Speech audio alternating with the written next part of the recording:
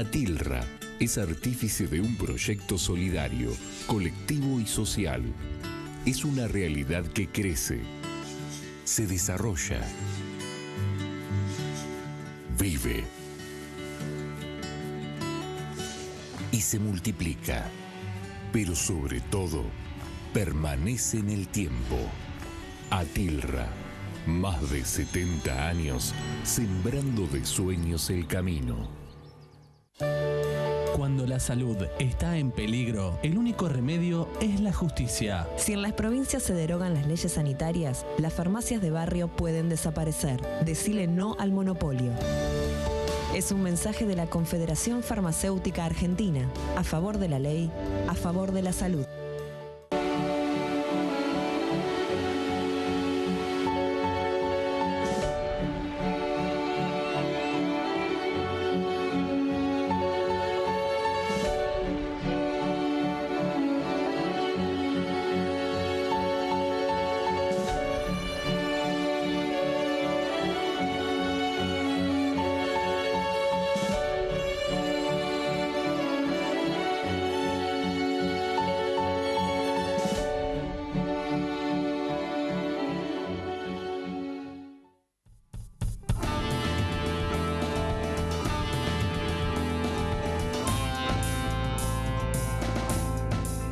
Hola, ¿cómo están? Muy buenas noches, bienvenidos nuevamente acá a Economía 4D, como todos los jueves acá en CN23. Y hoy arrancamos con, está ahí como hashtag del día, porque volvió hacia fin de año, encima con el calor, rememora antiguas épocas allá por el año 2001, porque vuelve a ser la estrella y de lo cual todos estamos hablando estos días, el riesgo país. Aprovecho y te saludo, Gustavo. Buenas noches, ¿cómo andás? ¿Cómo te va, querido Riesgo País? Bien, ¿te acordás que en el 2001... fin de año y hablamos de Riesgo País. Claro, fin de año, calor, Riesgo País te lleva a otras épocas. ¿Te acordás que en algún momento, allá por el 2001, te daban la temperatura, la sensación térmica, el Riesgo País? Y el Riesgo País. Todos los medios, ¿sí? Algunos no terminaban de entender de qué se trataba el Riesgo País, pero era así. Bueno, volvió después de un tiempo donde había desaparecido. De hecho, muchos jóvenes que nos están escuchando en este momento dicen, ¿quién? ¿El riesgo qué? No escuchó nunca hablar de esto, consecuencia del desendeudamiento que transitó Argentina durante muchos años, porque lo cierto es que el riesgo país toma relevancia, vuelve a ser importante y por eso otra vez empieza a darse como la temperatura, la sensación térmica, a partir de lo que ocurrió en los últimos 3 años con el endeudamiento. La Argentina se endeudó fuertemente, depende fuertemente de los capitales especulativos, depende muy fuertemente de renovar una deuda que, como están dadas las circunstancias, no puede afrontar, no puede pagar. El mercado financiero, los inversores especulativos, perciben que esto no se sostiene, que empieza a ser más riesgoso mantener tu dinero en la Argentina, venden los bonos y eso es lo que hace subir esto que se llama el riesgo país, que no es otra cosa que la tasa de interés que la Argentina paga por su deuda en el exterior, por tener que refinanciar su deuda. Esta es la situación que hoy estamos atravesando y hay que seguirlo de cerca, es muy importante lo que pasa. A ver, es más alta porque no nos creen. Y un tema que está vinculado al riesgo país es cuando Agustín Datelli recorría los distintos medios y demás y hablaba en un principio, ya parece que se olvidaban porque está todo naturalizado, hablaba de las LEVAC y me acuerdo que él en distintos programas adelantaba, es una bomba de tiempo. Bueno, la bomba de tiempo fue que a mediados de año Nicolás Dujovne se sube a un avión desesperado a pedir 15.000 millones de dólares para repasar un poquito y se los quemaron y no le alcanzó y salen a pedir otro préstamo. Y esto lo transforman, para cerrar el concepto de riesgo país, lo transforman ahora en otro riesgo, por completarlo un poquito, por favor, el tema de las LETES y las LELIC. Sí, tal cual. A ver, lo que se desarmó de LEVAC, estas letras que emitía el Banco Central, que en algún momento alcanzó más de 1.2 billones de pesos, ¿sí? Un monto que llegó a superar lo que los economistas llamamos la base monetaria. Todos los pesos que dan vuelta en la economía, en los bancos, en el Banco Central, etc. Bueno, hoy, si vos tomás cuánto hay de LELIC y de LETES, que quieren decir letra de liquidez, letra del tesoro, pero son todos instrumentos de deuda a corto plazo, hoy tenés ya alrededor de 900.000 millones de pesos. Es decir, lo que se hizo fue ir desarmando esa bomba de tiempo para armar otras bombas de tiempo. ¿Cuál es la característica? Bueno, entre otras cosas, que estos instrumentos, la LELIC en particular, es de plazo mucho más corto, es de plazo de apenas 7 días, se renuevan todos los días, hay una necesidad muy fuerte de tener que renovar constantemente los vencimientos de estas LELIC y lo que se va armando es otra bomba de tiempo. Y esto tiene que ver directamente con lo que venimos hablando, con el riesgo país, con esta percepción del otro lado del mostrador de los inversores que mueven dinero alrededor del mundo, de que la Argentina es realmente muy riesgosa. Te llevo, ya que hablábamos antes del 2001. En un momento, me acuerdo en aquel entonces, el chiste en algunos medios de comunicación, había un programa muy visto en aquel momento de hoy, un empresario hoy de medios que en ese momento era periodista y tenía un programa a la noche, que jugaba hacia el riesgo país, llegaba o no llegaba a los 1000 puntos. Sí, me acuerdo. Bueno, hoy estamos en niveles de 833 puntos básicos de riesgo país, con el Fondo Monetario adentro, habiendo cerrado el swap, el último tramo adicional del swap con China, digamos, con todas las posibilidades de financiamiento a las cuales el gobierno sigue echando mano desesperadamente, ya confirmada, ya adentro, el riesgo país aún así no para de subir. Y esto tiene que ver con las bombas de tiempo, esto y otras cosas más. Agreguemos otra bombita de tiempo. El gobierno firmó el decreto el día de ayer para manotear del ANSES 86.000 millones de pesos del Fondo de Garantía y Sustentabilidad, señores. O sea, la plata de los jubilados la manotean para cubrir, dicen que no, algunos dicen para cubrir bache fiscal, otros para tomar nuevas deudas. Pero, a ver, vamos a escuchar lo que dicen los economistas ortodoxos, porque te plantean a vos, bueno, sos un economista heterodoxo, pero dicen, esto dura hasta fines de 2019. En el 2020 se queman todas las reservas del Banco Central y toda la plata que se pidió. O sea, no le van a devolver a los jubilados este dinero que están tomando, 86.000 millones de pesos. Y otro de los temas... ¿Y sabés para que el mismo día que se tomaron esos 86.000 millones de pesos del ANSES en un bono compulsivo, porque acá Obviamente. no hay tampoco una cuestión voluntaria, ¿no? Obviamente. A un año, el mismo día, el día de ayer, se colocaron más de 43.000 millones de pesos, del ANSES dije dólares, me confundí, 86.000 millones de pesos.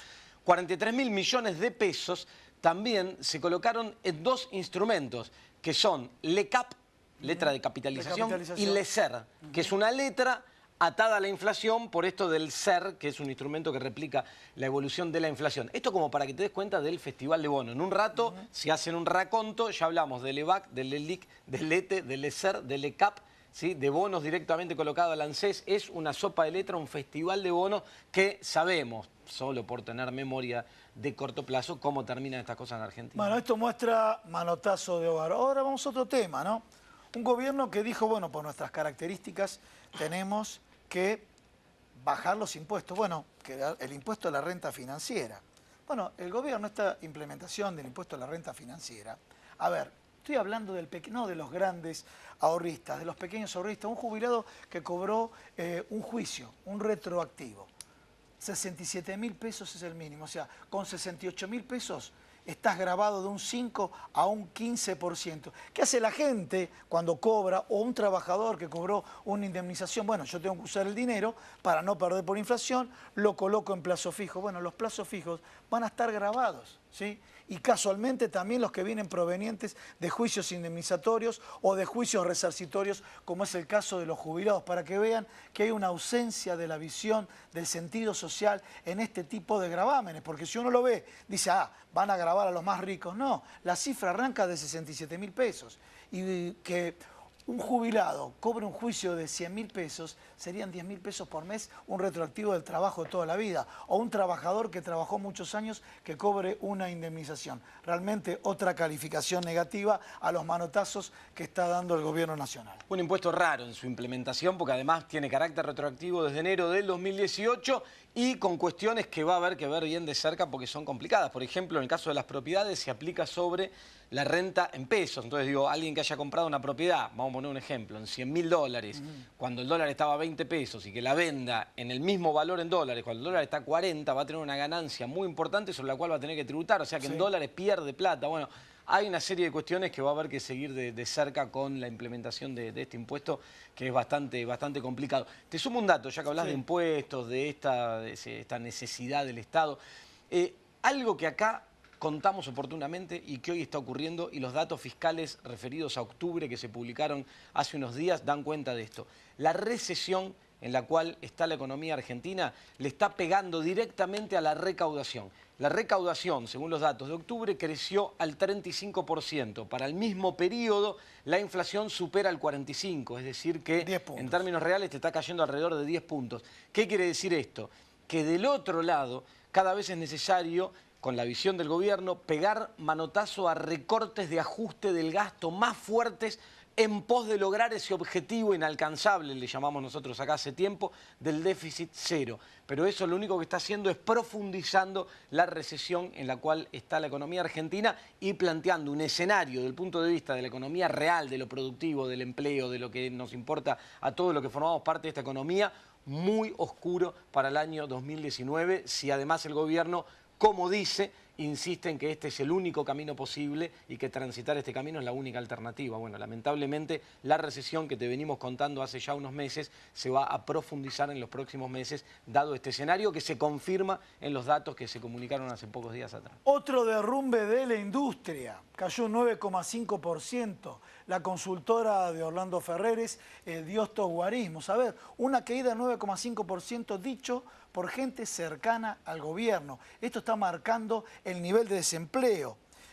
Vamos a hablar de los datos publicados oficiales de trabajadores formales. 120.000 empleos menos registrados en el término de un año. Y en septiembre cayeron 22.700 empleos. No es un dato menor, ¿sí? El tema de que total te pasás al monotributo. Este tema de mirar al costado. ¿Y qué sectores cayeron?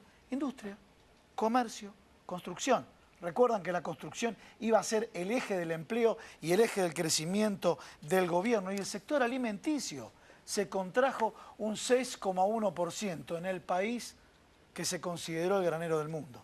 Sí, y hablás del sector de la construcción. Hubo datos también ahora en las últimas horas del Colegio de Escribanos de la Ciudad de Buenos Aires. Las escrituras de compra-venta en la Ciudad de Buenos Aires marcaron una caída noviembre contra el mismo mes del año pasado de 45%. Y si tomás las operaciones con crédito, sí, con crédito hipotecario, más de un 80% de caída en ese tipo de operaciones. Esto tiene que ver con algo que también acá oportunamente advertimos, que era que eso de los préstamos UVA, que se usó mucho el año pasado, sobre todo cerca del periodo eleccionario, para tratar de estimular un poquitito con crédito y de generar esa sensación de que volvía el crédito hipotecario, era una trampa muy complicada porque eran créditos indexados a una inflación que veíamos en aquel momento que se disparaba, que es lo que terminó ocurriendo. Así que hoy da cuenta de esto lo que está pasando con las escrituras en un mercado, el mercado inmobiliario, que se deprime y se deprime cada vez más. Dos temitas más muy cortitos, ¿sí? El primero es el cierre de 14 establecimientos educativos en la ciudad de Buenos Aires. Y acá me imagino que vos también vas a hacer empatía. En el año, yo les quiero contar como anécdota, pero para que sepan lo atroz que es lo que hace y la falta de visión que hay. Sabemos que hay problemas económicos y sabemos que hay desempleo. Muchas veces la gente que no encuentra laburo, ¿sabe dónde se refugia? En la formación, en la capacitación o en recuperar aquellos estudios que tuvieron que dejar porque tenían que trabajar. O sea, en un escenario que es adverso, le cortan las posibilidades a aquellos que si no tienen trabajo puedan recuperar o terminar sus estudios con el cierre de 14 establecimientos educativos. Realmente falta de visión estratégica total, ¿no? Sí, es terrible esta noticia. Tiene que ver en el marco de un recorte para lo que es la educación muy general y que responde a lo que te venimos contando, digamos. Mientras el gobierno insista en este compromiso con el Fondo Monetario Internacional del déficit cero y la intención de seguir cortando partidas presupuestarias, bueno, claramente la educación va a ser una de ellas y claramente esto que está pasando en la Ciudad de Buenos Aires responde a eso. Justamente venimos de una sesión en la legislatura de la ciudad donde el oficialismo decidió no dar quórum para no discutir esta situación del cierre de... O sea, directamente no se discute en un escenario donde si hay problemas, ya que le están enseñando teoría del management a la población, que tenés que encontrar oportunidades en las amenazas, señores, den la educación en un escenario donde crece el desempleo, donde crece la pobreza. Bueno, otro de los temas ya para entrar en calor con los invitados, que es el tema de las encuestas. Una de Federico González, y acá le vamos a pedir la opinión a quienes participan del programa del día de hoy. A ver, ¿qué es lo que dice esta encuesta sobre una muestra el tamaño de la muestra fueron 1000 entrevistas? que Mauricio Macri le da 29,2%, Cristina Fernández de Kirchner 27,7%, Sergio Massa 14,1%, Juan Manuel Urtubey 6,1% y otro salteño, que acá empieza el efecto Bolsonaro, Olmedo, le da 5,2%. O sea, un ex gobernador le da 6,1%, peronista, y a otro, campera amarilla, 5,2%. Hagamos, de alguna manera, una extrapolación de lo que pasó en el país cercano, y me refiero a Brasil. Daniel Scioli, 4,2%, Nicolás del Caño, 3,4%, y Felipe Solá, 2,7%. Si unificamos los que tienen cierta, simpatía o sinergia con Unidad Ciudadana, acumulan un 34,6%. Cambiemos un 29,2%. Y el peronismo federal, 20,2%. Bueno, planteado acá, vimos que ya empezó la campaña del presidente de la Nación. Empezó la campaña. Mostrarse relajado, yendo a comprar al supermercado y que esa foto se viralice en todo el país, es el primer acto electoral del año 2019. Bueno, esto, ¿cómo se va a trasladar en una oposición que parece fragmentada? Sí, y vamos a un año cargadísimo en materia política con elecciones desdobladas en un montón de distritos. De hecho, arranca en febrero el calendario eleccionario en Argentina. Vamos a tener una tras otra, así que va a ser un año fuerte en materia política y, como te decimos siempre acá, cuando la crisis económica, que acá te explicamos con detalle cada programa, es de tal magnitud, la salida es política, digamos. Entonces, el año que viene va a ser clave para tratar de plantear lo que viene en Argentina en adelante, que es realmente muy complicado, como decías hace un rato. La salida es política. Y yo me pregunto, ¿cómo será la campaña electoral? ¿No será, por ejemplo, como el caso que ocurrió en Brasil, por la negatividad? Y ahí entramos en dos escenarios. Mauricio Macri, que tiene una imagen negativa alta, y Cristina Fernández de Kirchner, que los dos tienen imagen positiva, pero también tienen imagen negativa alta. La segunda pregunta, ¿se iniciará por el tema de la judicialización? Cada vez más temas judiciales, ¿sí? Se conocen los que están relacionados con los cuadernos, se conoció el de Aguad con el tema de Correo Argentino, pero lo pisarán el año que viene. Y por otro lado, ¿qué es lo que va a pasar con el PJ, ¿no? Este tema que el grupo que acompaña a Sergio Massa, o se llama Alternativa Argentina, representa un 20%, y el grupo que de alguna manera está en diálogo con Cristina Fernández de Kirchner representa un 34% según esta encuesta.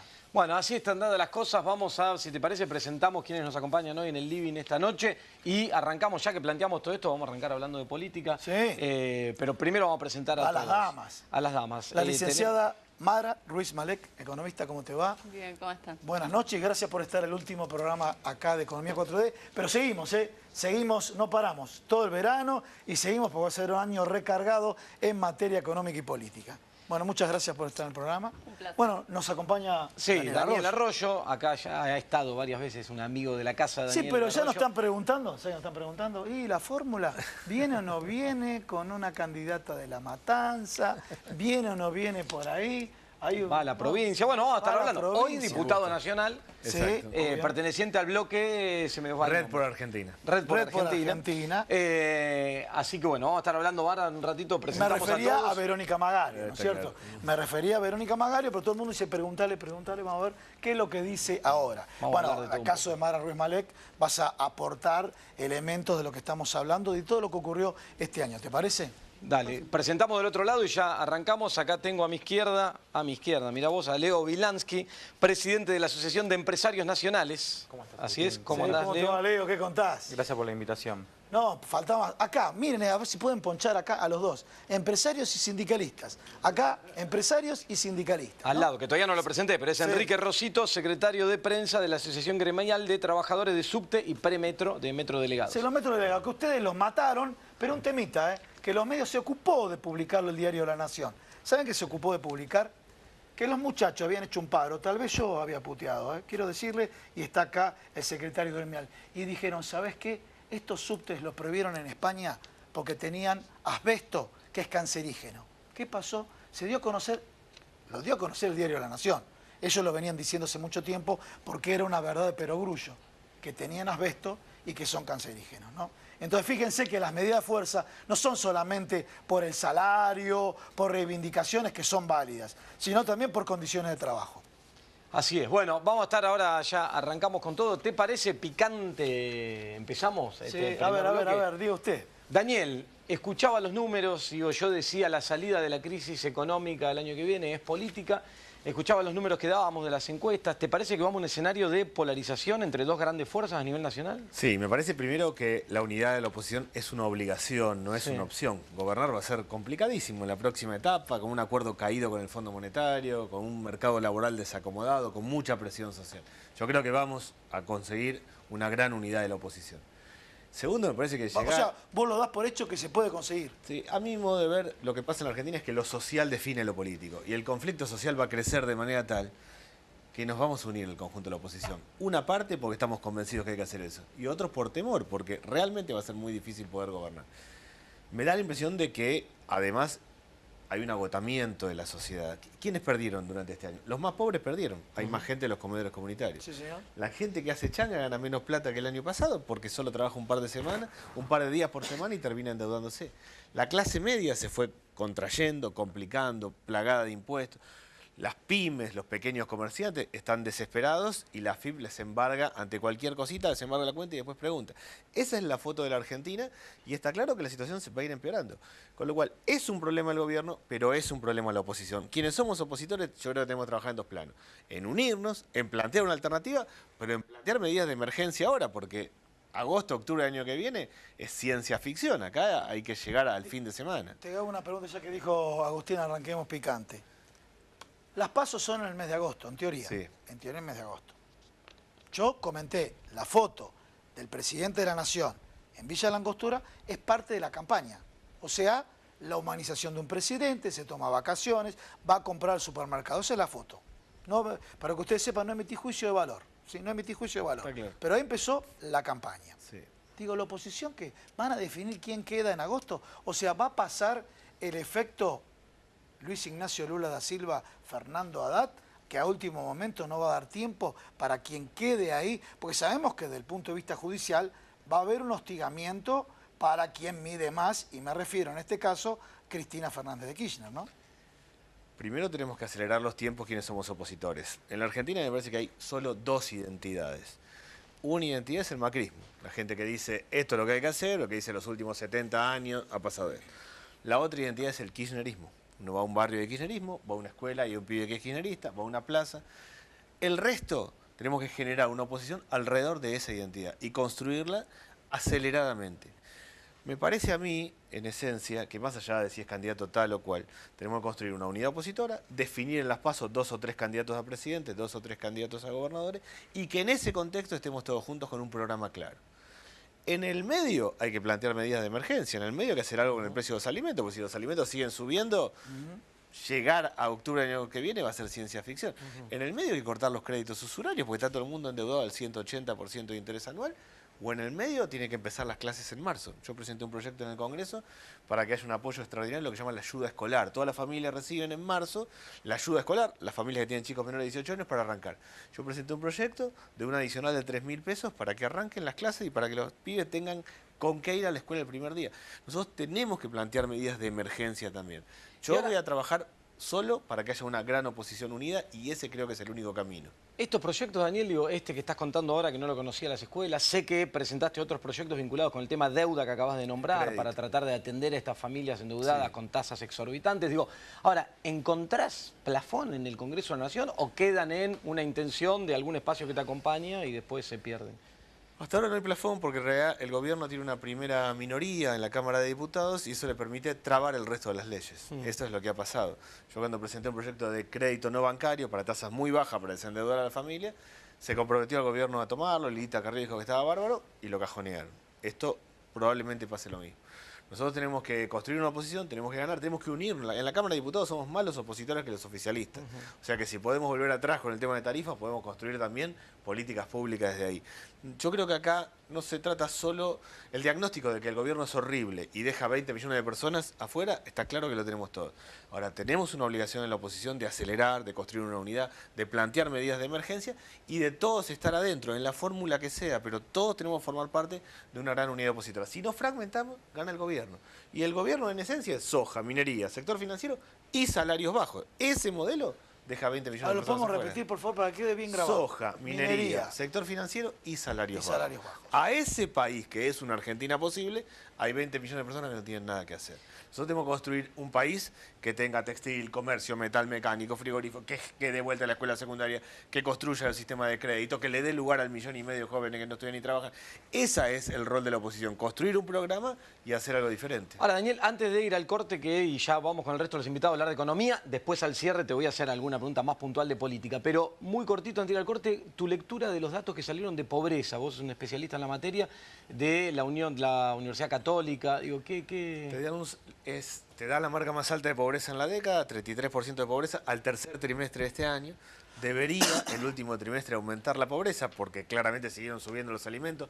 Noviembre fue un mes muy alto, octubre y noviembre fueron meses muy altos en inflación, por más que haya habido un bono, y todo indica que va a seguir subiendo. Vos tenés 1 de cada 3 argentinos es pobre, 1 de cada 2 chicos son pobres. O sea, los chicos van a crecer y esto se va a complicar del todo.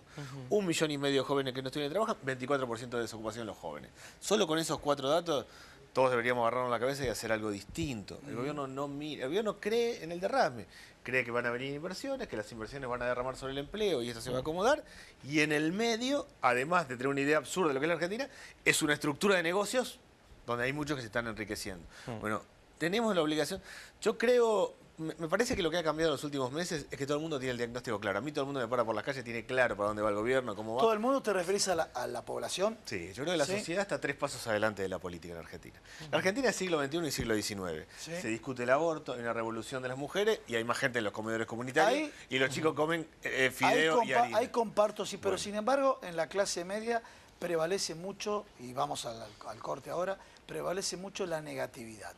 Y van a trabajar mucho sobre la negatividad de uno. Pero ahí viene lo nuestro, o sea, eso, la pelota está al lado de la oposición, 1.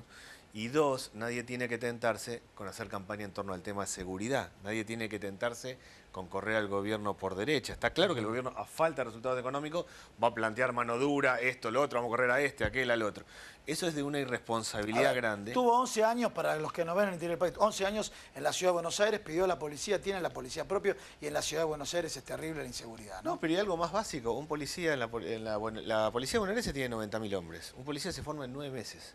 Si un carpintero en 9 meses no logra ser carpintero, un policía que va a tener arma y que va a definir la vida de muchos de nosotros, no puede formarse en 9 meses. Hacer un protocolo como el que hace Bullrich, además de ser absurdo, ideológica y conceptualmente, por dónde vas. No tiene ninguna lógica, ¿por qué no lo va a poder aplicar? Lo hablamos, no, lo hablamos después, Bueno, ¿te parece? Vamos a un pequeño corte, ya arrancamos con el resto de los invitados a hablar de economía, qué pasa en la industria, qué pasa con la economía, qué está pasando en los sindicatos, en el caso del subte, y cerramos también con unas cuestiones muy puntuales de política con Daniel Arroyo. Quédate ahí ya cortito y seguimos, dale.